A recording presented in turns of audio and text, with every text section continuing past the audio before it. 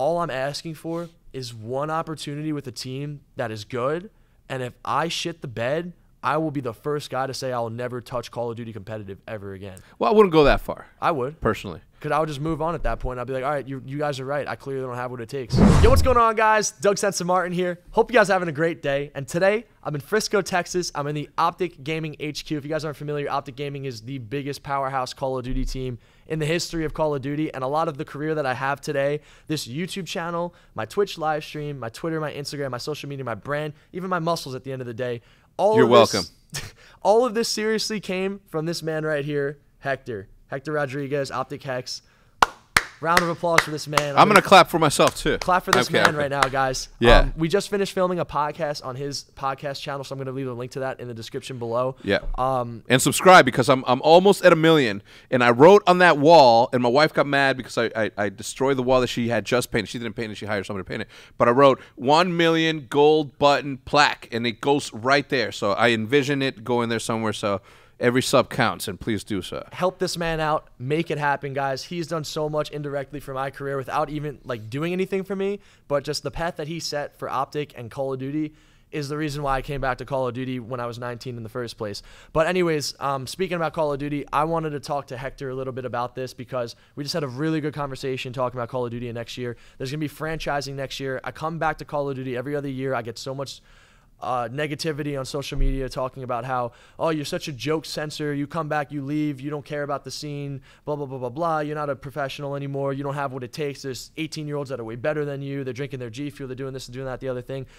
And it's like, no, man, like, I know what I got in me, and even if nobody believes me, I just have to put out these words to existence and let you guys know how I feel. So I have Hector right here with me right now.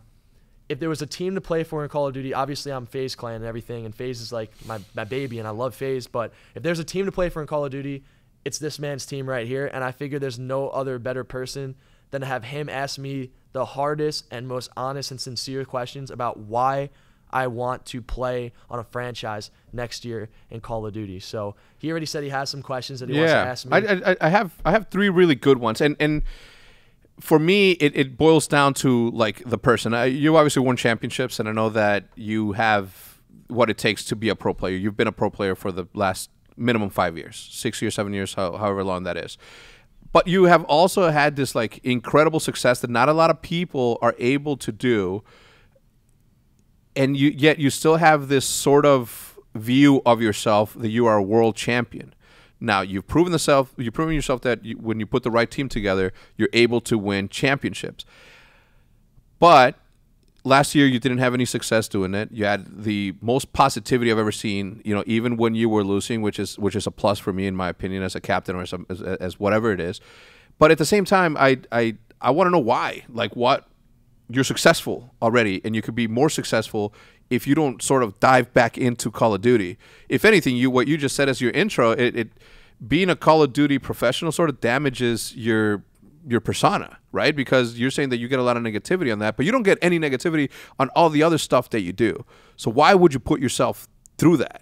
Why not just ride the successful pony that you've already have in your channel and continue to just set into the sunset creating content? Why put yourself through the negativity that is being a pro player? I think the negativity for being a pro player is so strong with me because of the success that I've had with YouTube and like outside of Call of Duty. And at the end of the day, I said this to you, I'll say this to anybody out there. If you have something you want, you have to go for it. And I never won a world championship, and I kind of blame going to his LAN back in 2014 in Ghost, because pre-LAN versus Optic, our team was the best. We played them every day. We got them better. They beat us. That was our best chance of winning it. I've always wanted to win a ring. I've told you guys this multiple times. I tweet it every single year because I want to put it into existence. I want to win a world championship, and I want to be in a situation where I can do that. And I don't care about anything other than that. Like, I don't care. I'll take negativity times 100,000 every single day of my life if I'm in an opportunity to be able to win. And the feeling of winning, you never won an actual championship in COD, but you've been a part of them with the team. Excuse me? What is? Do you not see this 2008 December 13 River City's finest Call of Duty 3v3 tournament champions, Optic Hex? You've never seen this, huh? This is new to me. Yeah, I'm a beast. I'm getting exposed on camera, guys. But the feeling of winning is incredible. And like to work, and I love team sports. I love football, basketball, Call of Duty, even YouTube and collaborating with other YouTubers as well. But it's a little bit easier. YouTube it's fun, but it's like, I don't know, like it doesn't tick me the way that playing and working together with the team and struggling and having success with them and winning on the biggest stage, like that to me is just something I always wanted. And I have big goals and dreams in my life that I want to complete. But my window of opportunity to compete in Call of Duty is right now. I'm about to be 25. Franchising is coming in, and I want to play.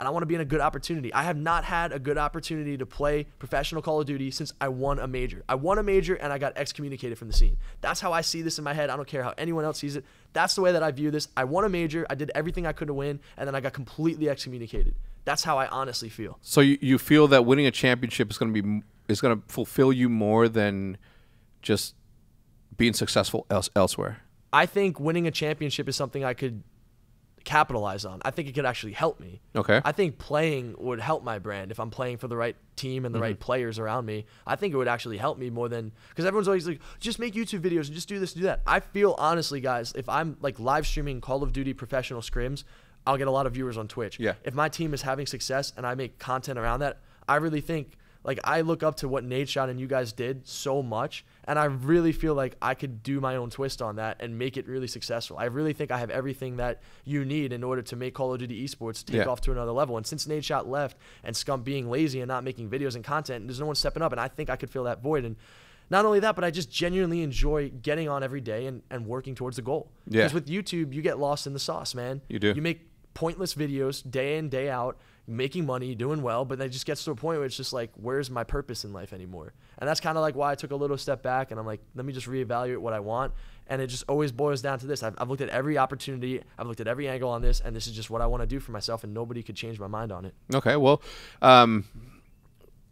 let's pretend I'm asking you questions as to why you, right? Why you? If you could put a team together that you're playing on, who's your other four? And if it's 5v5? I'm assuming it has to be 5v5. There's no way that they put, they changed everything last year if not to prepare us for a world where it's 5v5. Now, let me ask you this. There's rumors that this might go to the PC. How do you think you'll fare in that? Have you ever played any PC games? I've never played PC, but I don't care. You don't care? No. You'll play enough until you get used to it? I'm gonna give you a spoiler alert. Using a keyboard and mouse is way easier than it is to use a controller. Really? There's a reason why there's aim assist on a controller. And now that I realize there should have never been a reason as to why they took the sticky aim away from sniper rifles when you're using a controller like they have in the last 3 to 4 Call of Duties. It is so difficult to use 2 thumbs to get to a target, bro. Using this, I'm nasty. This is the only thing that I struggle with, the keyboard. So how do you think you'd fare if we went down that route? I mean, if you're saying it's easier, people say I'm like thumbless, no thumbs Doug, right? With like no thumbs Doug. I mean, dude, if I have no thumbs, I don't need thumbs on PC. Yeah. I'll be chilling. I'll be big chilling. Well, yeah. I mean, you do. Everybody needs the thumbs. That's what separates us from the animal kingdom. Yeah, listen, man. It doesn't matter to me. You could put on Xbox, PlayStation, PC. I don't care. Like I said, if all I really want out of all this, guys, and I say this all the time, and I say this every single year, I never got closure the way I wanted it to be, and I never won what I wanted to win. I've won the national championship. I've won 4 majors. I've never lost in the finals before, but I want to win a ring so bad, guys. Like, for me, like, making content, I could always make YouTube videos. I could always do these things, but I've retired from Call of Duty for 3 years, and I came back in World War II, and I made it to the league, which is so impossible to do. Like, you guys have no idea how much work and money I spent to do that. Like, I was playing Call of Duty, no joke, from like 3 p.m. until 6 a.m. I made sure, because none of these players respected me, and I'm sure some of them are watching, nobody respected me. Everyone thought I was a joke. I had to make sure that I tattooed it in people's heads that I would be the very first guy to play every single day and the very last guy to play. And that's what got me an opportunity to play in Complexity. And it was just so hard because nobody was in my corner, dude. Well, I'll tell you what. The fact that you were in your own corner, and as you were saying that, and obviously you care about it because of the way you just explained that, but last year you paid people out of your own money to play with you for you to get somewhere, yeah? I paid $10,000 a month playing with players. Of your own money? Players who had no sponsorship. Business, players that didn't even make the league. I was paying them $10,000 a month to play because nobody wanted to play with me. That's how badly you want this thing. That's insane. Off camera, when you told me that, I was mind blown, because why didn't you just hit up a sponsor to pay for that? Why don't you just hit up Game Fuel, or why don't you hit up Scuff and says like, yo, I need 10, be the title sponsor, be in the middle of my jersey. Wish I had a mentor like you. Yeah, maybe I would have saved the money. Yeah, but that's a good point that you made there, because you're so passionate about it that you were willing to pony up. A lot of people talk the talk. You were literally walking the walk. So the passion is clear. I get it. I understand what it's like to have this ideology about yourself, or of what you want to be, this vision of what it is. But what do you think it's going to take? Give me your. What do you think it's going to take for you to get that done? What do you think? Just a chance? You think that with the right chance and the right opportunity, you can get there? That's the crazy thing. Even having the right team and the right players around you, you still aren't guaranteed to win anything. I mean, you know this firsthand. You guys have had some of the best teams that didn't win, like Black Ops 3. Yeah. You guys got knocked out by Apes. We have a good team right now. You have a great team right now. You could maybe top 16 just like last champ, top 32 like last champs with the pool play thing, you know? It's hard, guys, and there's so many players that are putting in hours now. It's the same competition. There's just more players that are good. For me, realistically, it's going to come down to a franchise believing in me and just saying, all right, let's give this guy a shot. I mean, you could look at my stats last year in World War II and say I had one of the worst KDs in the league.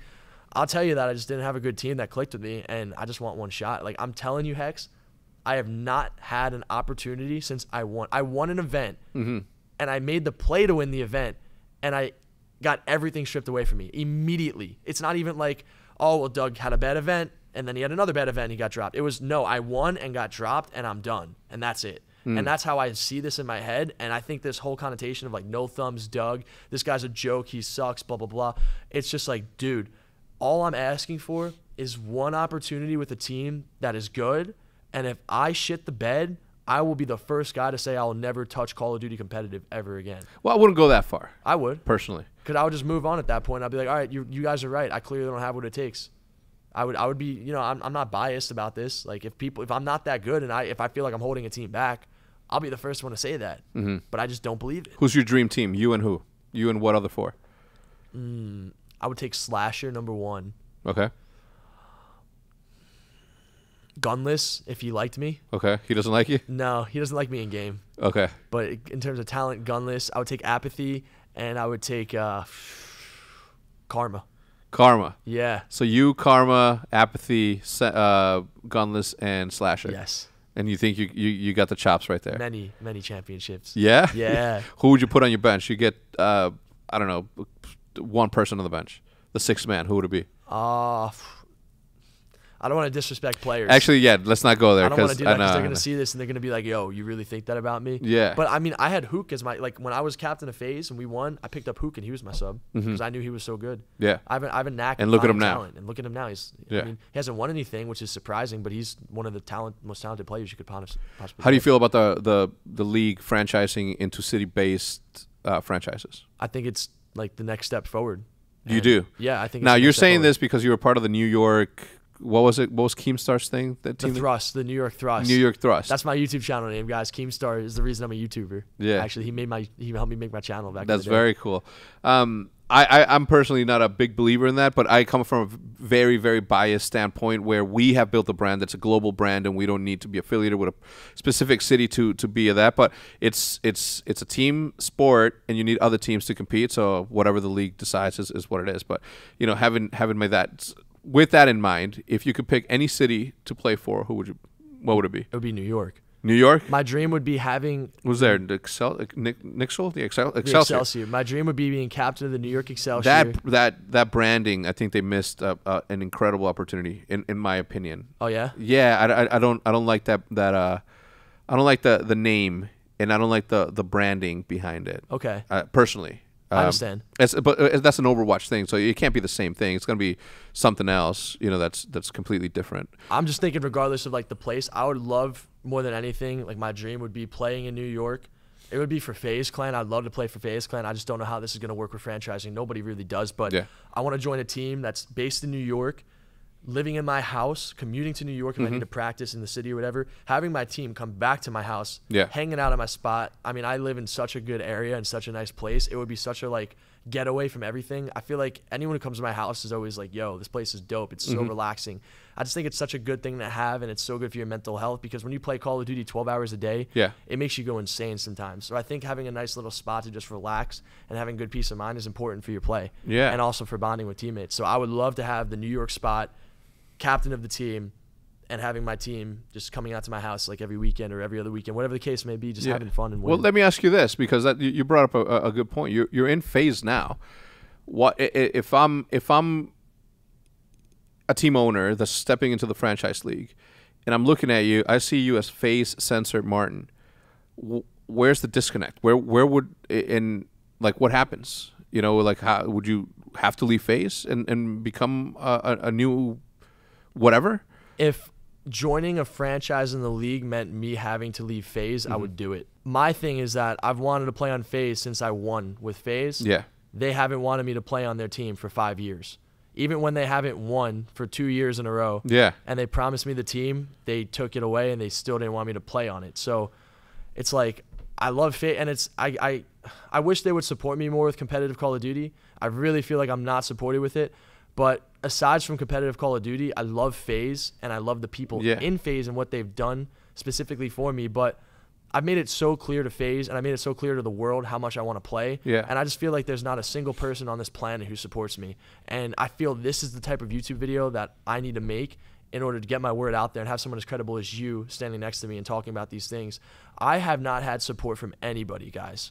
Like, not even a single soul. Maybe my mom and my girlfriend, who doesn't know a thing about Call of Duty. She can't even pick a controller up.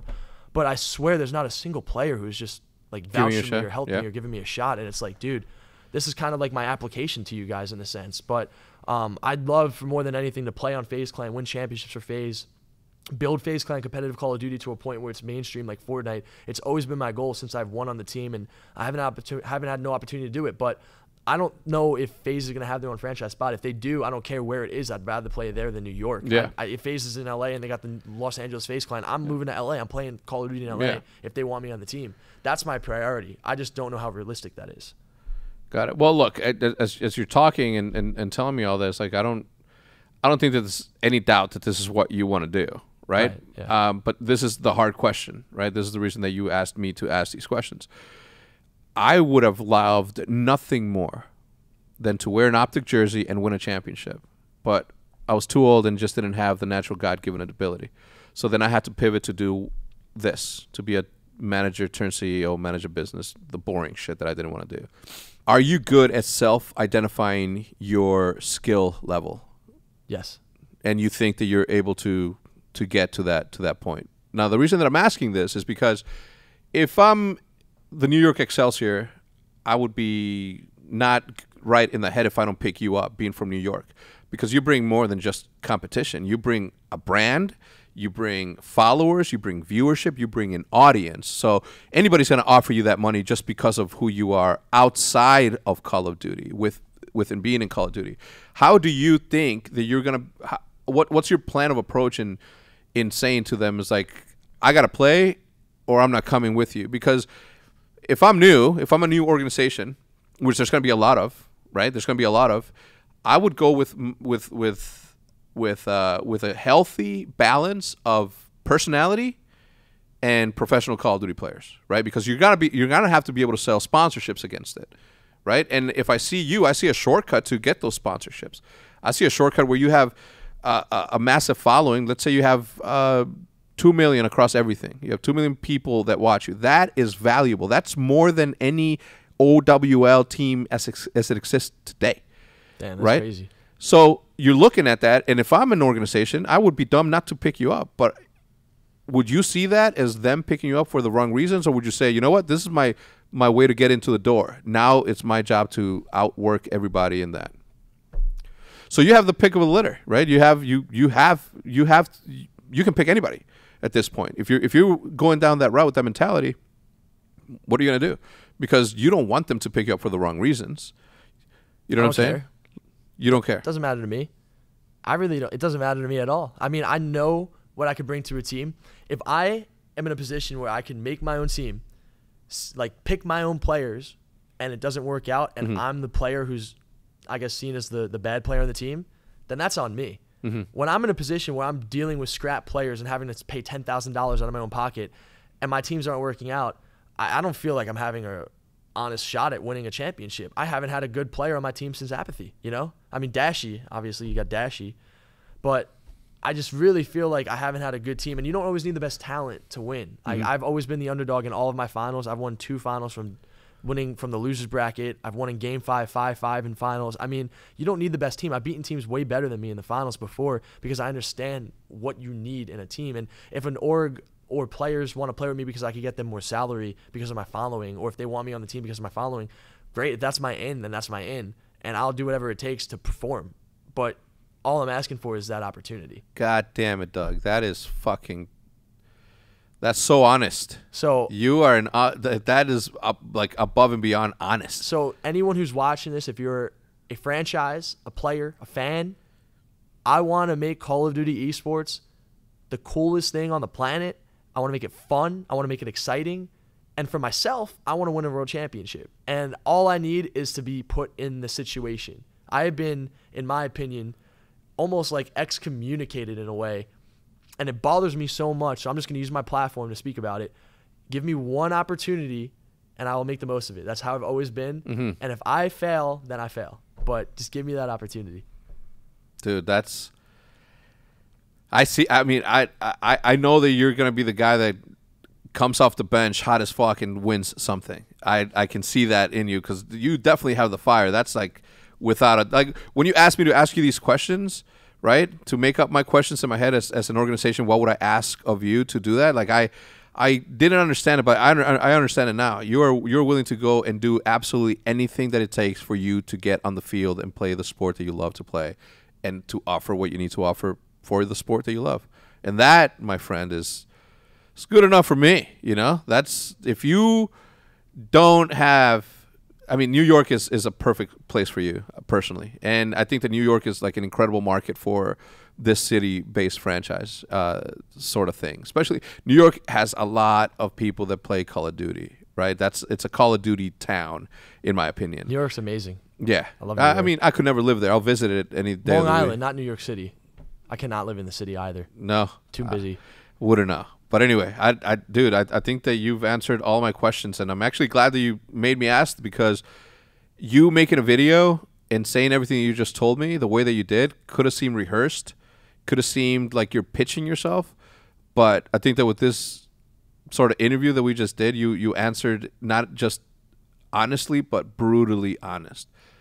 And that, to me, is commendable, man. Well, I appreciate you even like doing this with me right now because I kind of honestly, I was flying out here and I was going to make a vlog just coming on Hector's podcast. And I'm like, you know what? No, I got like something more important I really feel I need to do right now. And I hope that he would help me with this. And he is. So this isn't rehearsed or anything, guys, but I just feel like this is something that's just, I've been so bothered by this for so long, guys. You have no idea. Like the amount of like fake things that I see about myself just bothers me so much. Not even with just Call of Duty, just anything in general. There's just so many things that are not true.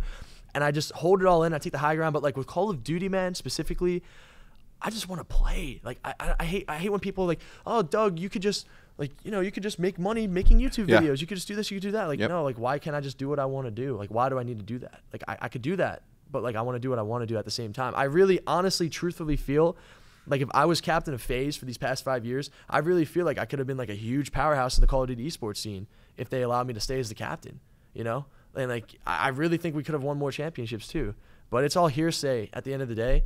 But I just want to be able to have like support and like an opportunity. That's really what this is all about for me, guys. So if you guys are a fan of me in general, as a player, or if you guys think that I'm not good enough, but you like me as a entertainer in some way, all I'm asking is just like one opportunity with a decent team.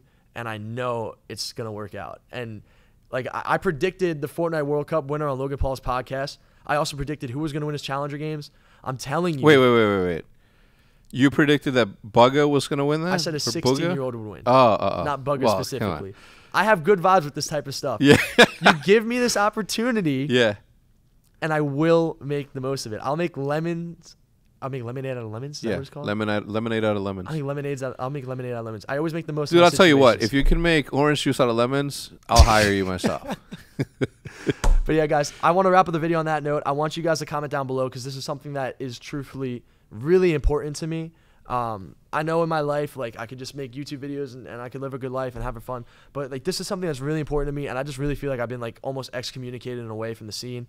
And I just really want to know what you guys think in the comments down below. And also subscribe to Hector's channel. I'm going to leave a link down below. He really helped me. I'm really happy that he's, like, putting his face on my channel right now and doing this with me, because this is very honest and blunt. And this is, like, the most influential man in Call of Duty. So please subscribe to him. Get him to 1 million. Get him that plaque.